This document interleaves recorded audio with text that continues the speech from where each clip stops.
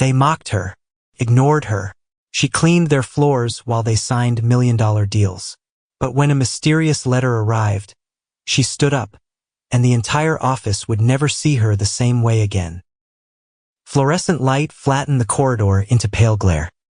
The air conditioning exhaled a dry chill that smelled faintly of coffee and disinfectant. Rubber wheels whispered over marble as Renata pushed her cart, hands cracked from bleach.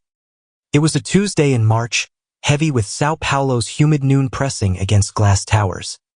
Danilo Souza entered with a gust of cologne and impatience. His charcoal suit shimmered like wet slate. A courier stood by reception with envelopes. Assistants adjusted postures. Doors half closed. Even space seemed to tighten when he passed. Move aside. Important people coming through. His hip clipped the cart, spinning a spray bottle. Renata steadied it, pressing herself against the wall. Sorry, sir. Danilo didn't look back. He carried a contract lost the week before like a stone in his gut. Today, everything felt like an obstacle, people, carts, air itself. In his office, he slapped a folder onto the desk. Mariana. His secretary appeared, pen poised. Yes, Mr. Souza? That crew blocks the hall every morning. She was working, sir. Blocking me is work now? The air tasted of toner and irritation. Renata, stacking cloths nearby, absorbed every syllable without reaction. Years of invisibility had taught her to keep moving while listening. At reception, Mariana opened the courier's thick envelope. The paper carried a toothy grain, sealed in red, Budapest postmark clear. She slid out pages filled with dense accents, hooked letters, official stamps. Danilo returned, frowning at the script. What is this? Alien recipes? Mariana tilted her head. Hungarian. Maybe. Looks official. Who even speaks that here? Send it back to space. His sarcasm drew chuckles. Yet curiosity stirred. The receptionist pointed at bold numbers, euro amounts, and a date. Today. Phones rang. Emails flew. Translation agencies. Unavailable. Apps. Gibberish. Minutes thickened into an hour. Danilo's pacing left a trace of cologne and frustration in the air. 8 million people in the city. None can read cartoons? Amanda from finance appeared pale. Deadlines matter. Miss one, lose rights. Danilo found a line anyone could read. 1,800 hours. A metallic fear spread under his shirt. He lifted the packet theatrically. I'll give my monthly salary to whoever translates this. 45,000 reis dangled like bait. Laughter rolled through the office. Relief disguised tension. Someone whistled. Someone joked about learning Hungarian in 5 minutes. Near the corridor, Renata stacked rags into a neat square. The layout struck her like memory, government seals, legal cadence, inheritance format. Knowledge doesn't vanish. It only sleeps. She stepped forward, quiet but firm. Excuse me, Mr. Souza. I can translate. Silence spread. Even the copier held its sheet. Danilo stared, amused. You? Translate this? Perfect. Earn yourself 45 grand. Renata held his gaze. May I see the first page? He handed it over with mocking flourish. The paper was warm from his grip, embossed seal ridged under her thumb. Words rose, steady as breath. Köszönöm a levelet. Tisztelt Úr Danilo Souza. The room shifted. Laughter faltered. Danilo's grin wavered. You're actually reading it? Renata looked up, steady. Yes, sir, and the deadline is real. The office leaned in, waiting for her next word. The conference area smelled of eucalyptus cleaner and burnt espresso. Afternoon light pressed through tinted glass, flattening São Paulo into gray squares. The copier exhaled warm plastic. Employees leaned on desks, coffee cooling in their hands, eyes pinned to Renata. She stood with the Hungarian packet, cart parked against the wall like a silent witness. Danilo lounged at his desk, forcing a smile. Go on, then. Impress me. Renata began with the header, each syllable crisp. She read the agency name, the date, the acknowledgement of receipt. Hungarian rolled off her tongue with practiced cadence. Dear Mr. Danilo Souza, we write to inform you of matters concerning the estate of Mr. Joseph Souza, deceased in Budapest on February 15th. The office stiffened. The receptionist's pen froze. Mariana leaned forward. Even the smirking salesman adjusted his tie. Danilo waved a dismissive hand. Could still be gibberish. Renata kept her eyes on the page. It is not. It is legal language. And clear. Amanda from finance stepped closer. What does it mean exactly? Renata scanned the next paragraph. You have been identified as the sole surviving heir in the paternal line of Mr. Joseph Souza. But there are conditions. And a deadline. Danilo's throat tightened. Deadline? Confirmation by 1800 hours. Brasilia time. Today. The air thickened with stress. Bitter coffee, warm skin, the metallic tang of overworked machines. Someone whispered, scam. Another muttered that stamps aren't faked so easily. Danilo jabbed a finger at the numbers. And the amounts? I need time for accuracy. Guesswork risks everything. He checked his watch, irritation rising. Well, earn your salary. She ignored his bait. Her focus cut through pages like a blade. She noted registry codes, seals, embossed microtext. Years of consulate work returned through muscle memory. I need a quiet room, a computer, and authority to send reply, she said calmly. Mariana spoke first. We'll give you the small meeting room. I'll log you in. Danilo bristled. Wait, credentials? What makes you qualified? Renata met his stare without blinking. 15 years teaching Eastern European languages at the University of São Paulo. Before that, translator at the Hungarian consulate. I've handled hundreds of these. The words rearranged the room. Mariana's expression shifted from doubt to respect. Amanda softened. Even the copier seemed hushed. Danilo forced a laugh. And now you mop floors? Now I earn for my daughter's medicine and rent. This was the job available. The truth clung sharp in the air. He masked discomfort with a shrug. Fine. Meeting room. Computer. Show me. Renata nodded once and followed Mariana. Inside the glass-walled space, the smell of whiteboard ink lingered. She sat, opened a blank document, and began typing clarity into chaos. Outside, Danilo tried to rally the office. See? I give opportunities. No one laughed. Their focus stayed on Renata, working with quiet force. At 3:45 she emerged, placing a translated summary on Danilo's desk. Preliminary translation complete. The inheritance amounts to 15 million euros, plus real estate in Budapest. Deadline confirmed. Danilo's chest tightened. You're serious? Completely, but only if we act before 6. The office leaned forward, waiting. Control no longer sat with him. It had shifted to the woman once invisible. The meeting room held the day's heat like a jar. Whiteboard ink lingered in the air, mingling with stale carpet and recycled air. Renata's hands moved with precision over the keyboard. She translated clauses, annotated margins, flagged action items. Each paragraph became English, then plain language notes for Danilo. At 4:15, she printed.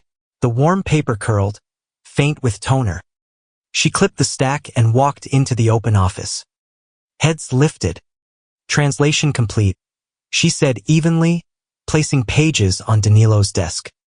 Margins explain each clause. This page outlines immediate actions. Danilo scanned, relief flickering. The chaos now had a path. How do you know all this? He asked, tone softer. She didn't hesitate. 15 years teaching Eastern European linguistics at USP. Before that, translator at the Hungarian consulate. These stamps, these formats, are familiar to me. And then? Her pause carried weight. I exposed corruption, professors selling grades. My contract was cut, my name blacklisted. With no offers, I took the first job that paid rent and bought insulin for my daughter. The silence that followed tasted of paper and regret. Danilo's cologne seemed to fade. I didn't know, he murmured. You didn't ask. No anger, just fact. It struck him harder than reproach. He lifted the reply she had drafted, Hungarian neat as calligraphy. Will this be enough? To meet the deadline, yes. Securing everything will take months. Today, we confirm receipt. Tonight, notarized copies. Tomorrow, preparation for challenges. The word challenges made him stiffen. Challenges? Hungarian law allows contestation within 6 months. Relatives or others may file claims. We must expect it. For once, he didn't reach for sarcasm. Then send it. Mariana brought a laptop, IT's reluctant approval, a company signature. Renata typed a crisp email, codes exact, clauses precise, tone formal. She attached scans, double-checked addresses, then looked at Danilo. Ready? His watch read 4:45. The city outside blurred white. Send it. The quiet whoosh carried more weight than applause. She sealed a courier envelope, pressed the adhesive, and handed it to him. Express counter. Must depart before 6. He took it, paper cool in his hands, address lines like coordinates to a new life. I'll go. He turned, then paused. Renata, I was wrong. She inclined her head, not indulgent, not cold. Thank you for saying it. Now go. He hurried out. The office exhaled. People drifted toward Renata, their curiosity gentler now. Amanda spoke first. I'm sorry I laughed. It's past, Renata replied. What matters is ahead. At 6:20, Danilo returned flushed, receipt in hand. It's out. Guaranteed arrival by morning. Relief spread through the office. He faced Renata, voice low. About payment. Transfer it to my daughter's clinic. Direct deposit. He nodded. Done. And a real job. Consulting. Official. She measured him, then agreed. Part-time for 2 weeks. Contract defined. Deposit to the clinic. Done. The ground beneath him felt steadier, not for money, but humility. The next envelope arrived just after lunch. Heavier, thicker, its paper rough against the courier's gloves. Mariana carried it into Danilo's office like it might explode. Official stamps crowded the surface, seals pressed deep into the grain. Danilo rubbed his neck, damp with nerves. He had spent the morning pretending control. Now the pretense peeled away like sweat. Open it, he ordered. Mariana slit the flap carefully. Pages slid free, heavy with metallic ink and dense Hungarian blocks. At the bottom, multiple signatures curled like vines. Renata entered quietly. She didn't wait for permission. Mariana passed her the packet at once. Renata's eyes moved quickly, pausing at clauses, retracing references. Her finger pressed the emboss, testing authenticity. Finally, she nodded. These are contestations. 3 individuals have filed claims. 2 distant cousins. 1 woman claiming to be Joseph's partner. The air stiffened. Danilo frowned. But the will named me sole heir. Yes, but Hungarian law allows challenges. If unanswered, you lose everything. The word lose chilled him. He had barely begun to imagine fortune, and now it wavered. What do we do? Renata placed the packet flat on his desk. Prepare, but not from here. Hearings require presence, witnesses, evidence. You must travel to Budapest.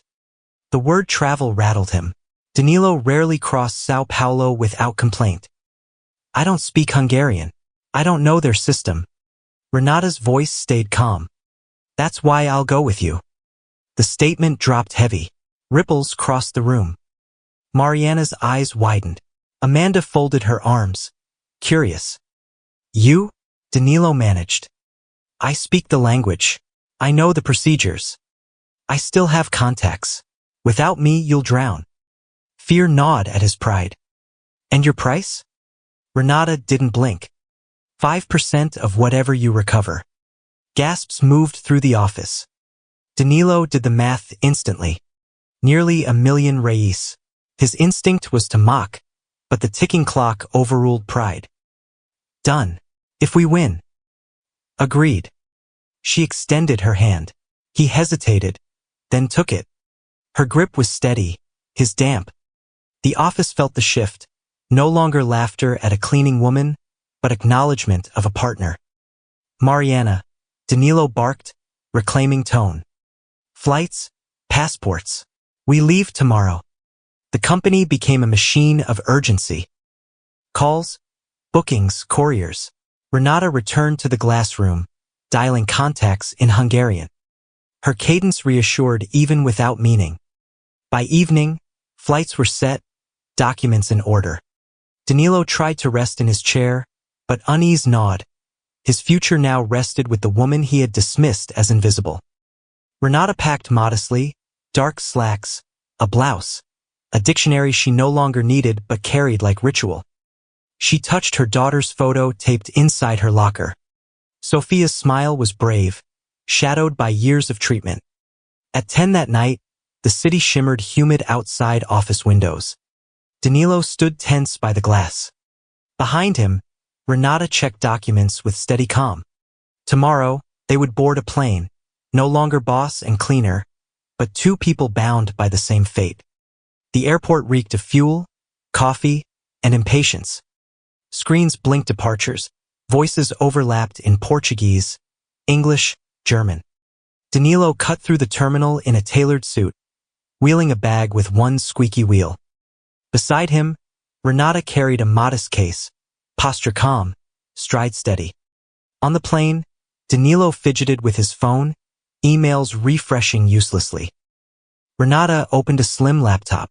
Hungarian statutes glowed on the screen, her fingers moving with precision. Do you ever stop working? He asked, forcing a grin. Not when deadlines breathe down our necks, she replied. He tried to nap. She studied. He envied her calm. In Frankfurt, they changed flights. By the time Budapest appeared below, the air felt heavier, charged. Danilo's shirt clung despite the chill. Signs and sharp consonants blurred before his eyes. At arrivals, a man approached, gray hair, dark suit, briefcase polished. Andras Kovacs, he introduced, clasping Renata warmly in Hungarian before shaking Danilo's hand. Welcome.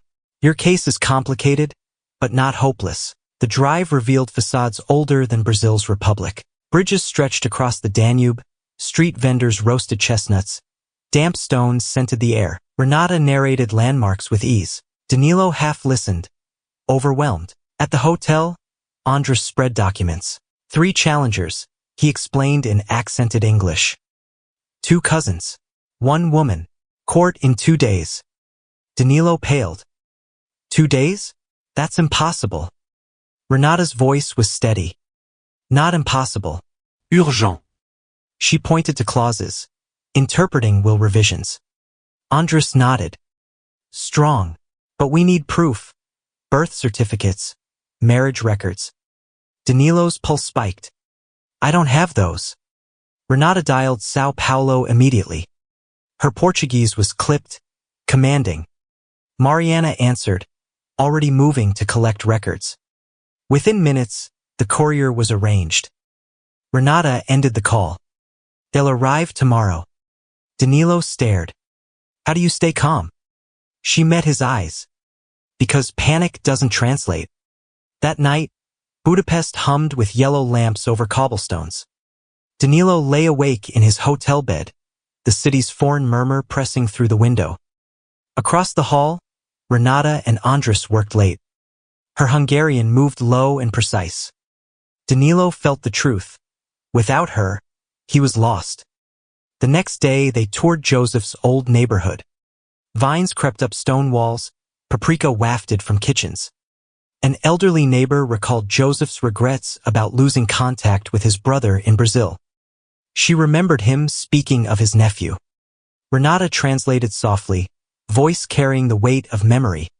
Danilo listened, chest tight. For the first time, the inheritance wasn't numbers, it was bloodline. Back at the hotel, Andres summarized. Tomorrow, the challengers strike. They'll try to discredit you. But we have his will, his letter, his neighbors. And we have Renata. Danilo looked at her. She sat upright, notes neat, eyes calm. Not just translator, lifeline. For the first time, he whispered, almost ashamed. Thank you. Renata closed her laptop. Don't thank me. Prepare. Tomorrow, the fight begins. Morning light gilded the Parliament Dome in Budapest, gold against pale sky. The streets smelled of fresh bread, tram exhaust, and cool stone. Danilo followed Renata and Andres into the central registry, a building older than his entire lineage. Inside, ink and dust filled the air. A clerk recognized Renata instantly, greeting her warmly in Hungarian. Within minutes, they were allowed into the records room. Danilo watched, half in awe, half in disbelief. She belonged here far more than he did. Rows of ledgers stretched like archives of memory. Renata's fingers skimmed spines until she found familiar seals. She lifted heavy books, opening pages faded but intact. Here, she said softly, your father's birth certificate. Miguel Souza, 1934, and Joseph, listed as brother. Danilo bent close, chest tightening. And this, your grandparents' marriage record. It ties the family line cleanly. Andres nodded. Strong evidence. But Renata turned another page. 3 wills. One from 5 years ago. Another from 2. And this, 3 months before Joseph's death. It revokes the others. Leaves everything to you. Danilo exhaled relief. Then it's decided. Not yet, Renata warned. Contestants will argue manipulation or mental incapacity. We'll need proof of his clarity. That afternoon, they visited Joseph's neighborhood. An old block with peeling balconies, vines creeping up walls. The air smelled of damp earth and frying paprika. An elderly woman answered, eyes lighting when she heard Joseph's name. She recalled his loneliness, his fond talk of Brazil, his regret at lost ties. Most of all, she remembered him mentioning a nephew. Renata translated gently, voice carrying warmth across languages. Danilo listened, throat thick. For the first time, Joseph felt real, not as fortune, but family. Later, they visited a doctor who confirmed Joseph's mind was clear even near the end. More notes, more witnesses. The case was strengthening. Back at the hotel, Andres spread documents on the desk. Renata translated each into concise Portuguese for Danilo, annotating with simple explanations. Tomorrow, she said firmly, the court will test you. They'll try to provoke, confuse. Speak only when asked. Don't react to mockery. Trust me to handle the rest. Danilo swallowed. Obedience didn't come naturally, but he nodded. He lingered as Renata gathered notes. Do you miss it? Teaching? Translating? Living this life instead of? He gestured vaguely, meaning mops and invisibility. Renata paused at the window, eyes on the Danube glowing under street lamps. Every day, but life doesn't wait for readiness. You adapt, or you fall. Her voice carried no bitterness, only truth. It humbled him more than any reprimand. That night, while the city hummed outside, Renata prepared calmly. Danilo lay restless, rehearsing answers that weren't his to give. Tomorrow, for the first time in his life, he would not lead. He would follow. The courthouse loomed like a marble fortress, columns etched against a pale morning sky. The air smelled of stone dust, polished wood, and bitter coffee from kiosks outside. Danilo stood at the steps, straightening his tie for the 6th time, palms damp despite the chill. Renata climbed beside him, posture steady, case firm in her hand. Andres led the way, his briefcase swinging with quiet authority. Inside, the halls echoed with footsteps and rustling files. Clerks stamped papers in rhythmic thuds, ink scenting the air. A clerk recognized Renata, and soon they were allowed into the archives. The records room was cold, fluorescent strips buzzing. Shelves rose like endless memory. Renata's fingers traced spines until she pulled heavy ledgers, pages brittle beneath her hands. "Here," she said softly, "your father's birth certificate. Miguel Souza, born 1934. His brother Joseph listed alongside." Danilo leaned closer. The ink looked fragile, but the connection felt solid. "And this, your grandparents' marriage certificate. It anchors the line." Andres nodded, satisfied. Strong. But Renata kept turning pages. 3 wills. One 5 years ago. Another 2. And here, 3 months before death. This one revokes the others. Leaves everything to you. Danilo's shoulders sagged. "Then it's over." Renata closed the book gently. "Not yet. They'll argue he was pressured or confused. We'll need witnesses." That afternoon, they returned to Joseph's neighborhood. The old apartment block smelled of damp plaster and frying onions. A neighbor, an elderly woman, opened the door. Her voice softened at Joseph's name. She recalled his loneliness, his regret about family in Brazil, his mentions of a nephew. Her words painted him alive again. Renata translated with warmth, her cadence carrying memory across tongues. Danilo listened, throat tight. For the first time, Joseph was more than a stranger with money. He was blood. Later, they spoke with a shopkeeper and Joseph's doctor. Both confirmed his mind had been sharp, his will deliberate. Each testimony strengthened the chain. As dusk fell, the Danube glowed gold beneath bridges. Parliament's dome burned against the sky. Danilo walked beside Renata, searching for words. "Do you miss it?"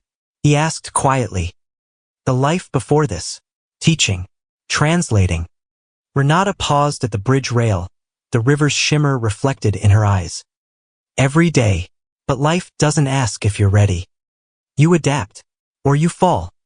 Her tone carried no bitterness. Only fact. The honesty humbled him more than any insult could. That night, in the hotel, Andres laid out the case once more. Renata translated into crisp notes Danilo could follow. "Tomorrow," she said firmly, "they will test you. Answer only when addressed. Stay composed. Trust me for the rest." Danilo nodded, chest heavy. Tomorrow, for the first time, he would sit silent while another defended his future.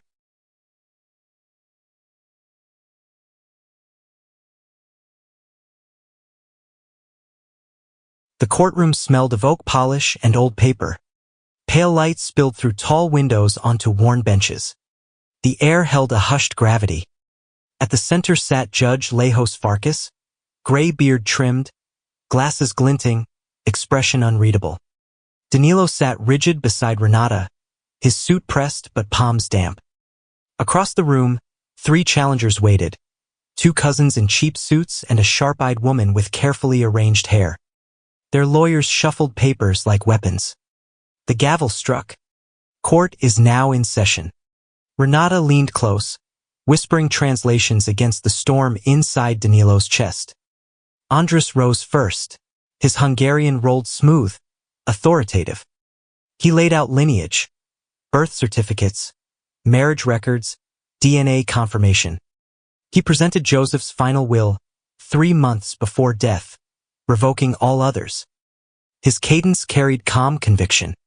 Renata translated for Danilo in low, steady tones. The challenger's lawyer rose, thin and sharp-voiced. "This Brazilian cannot prove identity. Documents can be forged. DNA tampered." Renata's hand brushed Andres's sleeve. He responded firmly. "All records authenticated by the Hungarian consulate in São Paulo. DNA certified by official institute. Seals genuine." The judge examined, nodding slowly. Then the woman challenger stood, voice trembling with emotion. Renata translated softly. "I lived with Joseph for 10 years. He promised me everything." Danilo stiffened. "Is it true?" he whispered. We'll see, Renata murmured. Andres pressed her with questions. Where were photographs? Witnesses? Why absent from hospital records until 6 months before his death? Her answers faltered. The judge raised an eyebrow. The cousin's lawyer called 3 neighbors. Their testimonies clashed. Different years, different promises. Their contradictions undercut their case. Renata whispered, faint smile touching her lips. Their lies don't align. It helps us. Finally, Andres placed Joseph's last will before the judge. The old man read aloud, Hungarian sonorous. Renata translated each line into quiet Portuguese for Danilo. I, Joseph Souza, being of sound mind, leave all property to my nephew in Brazil, Danilo Souza. I regret lost contact. May this inheritance reconnect family. The words stilled the room. Even the challengers shifted uneasily. Andres added one final piece. An unfinished letter Joseph had been writing, addressed directly to his nephew, full of longing and apology. Danilo's eyes burned. A man he never met had carried his name like a hope. The opposing lawyer shouted forgery, but signatures matched. Notary confirmed. Witnesses aligned. The judge leaned back, hands folded. His voice was calm, deliberate. I will review evidence and deliver judgment shortly. The gavel fell. Outside, the corridor smelled of sweat and varnish. Danilo paced, heart pounding. Renata sat calm, sipping water, reviewing notes. Do you think we won? He asked, restless. She looked at him, steady. The evidence favors us, but courts don't promise. Be ready for either outcome. Moments later, the clerk opened the door. Judgment is ready. Danilo's legs weakened. He followed Renata back inside, each echoing step carrying the weight of fortune or ruin. The courtroom was silent enough to hear a cough 3 benches away. Judge Farkas re-entered, robe brushing polished wood, file of documents in hand. He adjusted his glasses, scanning the room with eyes heavy from decades of decisions. Danilo's pulse hammered, his palms slicked, throat dry. Beside him, Renata sat composed, spine straight, gaze steady. She leaned close, whisper calm. Whatever he says, keep your face composed. He nodded, though acid churned in his stomach. The judge cleared his throat, Hungarian deliberate. Renata translated quietly. After review of documents, testimonies, and evidence presented, Danilo gripped the bench. This court confirms Mr. Danilo Souza as sole legal heir of Joseph Souza. The words crashed through him. Relief blurred his vision. His breath came shallow, shaky. Across the room, Esther, the alleged partner, gasped, covering her face. The cousins muttered angrily, their lawyer packing papers with sharp movements. The gavel struck. Final. It was over. Danilo turned to Renata, speechless. She met his gaze with a small, measured smile. No triumph, no mockery, just certainty. You did it, he whispered. We did it, she corrected. Outside, the Budapest air felt sharper, lighter. Trams rattled, chestnuts roasted, life moved indifferently on. But for Danilo, the city glowed like rebirth. At the hotel that night, Andres lifted a glass of Palinka. To justice, and to the woman who made it possible. Renata accepted politely. Danilo raised his glass but barely drank. Gratitude weighed heavier than alcohol. Days later, São Paulo welcomed them back. The office greeted Danilo with applause. He silenced it quickly. You should be applauding her. He gestured to Renata. For once, eyes turned toward her with genuine respect. The woman once mocked for speaking out of turn now walked with measured step, carrying not a mop, but files and authority. Weeks passed. The inheritance secured, money flowed into accounts, contracts expanded. But the bigger shift was invisible. Danilo, once feared, now paused to listen. Meetings began with acknowledgement, not reprimand. Employees sensed a change. Renata accepted a permanent role, Director of International Affairs. Her office was modest but dignified. Her salary paid Sophia's treatments without fear of delay. At home, her husband Carlos stood taller, the weight of survival eased. Yet more than finances had changed. The company whispered about dignity, hidden talents, and the cost of arrogance. One afternoon, Danilo knocked on her door. She looked up. Yes, Mr. Souza? He hesitated. Danilo, please, call me Danilo. She tilted her head, surprised, then nodded. Danilo it is. For a man who had demanded respect through fear, offering his name felt like the truest transformation of all. But life had one more chapter to write, and it would not unfold in courtrooms or contracts, but at home, where family and futures waited. Morning sunlight spilled across São Paulo's skyline, golden against glass towers. On the office floor, applause erupted. Balloons rustled. Laughter echoed down the hall. Danilo stepped from his office, frowning. What's happening? Mariana's face glowed. Renata's daughter, Sophia, passed the medical entrance exam. First place at USP. The applause swelled again. Renata stood at the center, tears streaking her face as Sophia, radiant and trembling, embraced her. I did it, May. I did it. Danilo's chest tightened. Years earlier, he had mocked this woman, blind to her battles. Now her victory felt larger than any contract. He stepped forward. Sophia, congratulations. You'll be a brilliant doctor. The girl smiled shyly. Thank you, sir. My mother says you changed our lives. Danilo shook his head. No, Sophia. Your mother changed mine. The office hushed, struck by the honesty. Later that day, Danilo gathered all employees. The conference area buzzed. He stood at the front, posture different now, no arrogance, only purpose. I built this company on contracts and numbers. But I nearly lost everything because I couldn't see people. I judged by uniforms, by titles, by arrogance. Silence held the room. That ends today. From now on, 15% of profits will be shared equally among all employees. Director or janitor, degree or none, it makes no difference. We rise together. The applause thundered. Some cried openly, others hugged. For the first time, Danilo felt not like a boss above, but part of something whole. Afterward, he found Renata by the window, sunlight framing her calm profile. Thank you, he said. She turned, curious. For what? For saving me, not just the inheritance. For saving the man I might have stayed if I'd never learned humility. Her eyes softened. Then maybe we both won more than money. Months later, a letter arrived from Hungary. Official, sealed. Danilo opened it with trembling hands.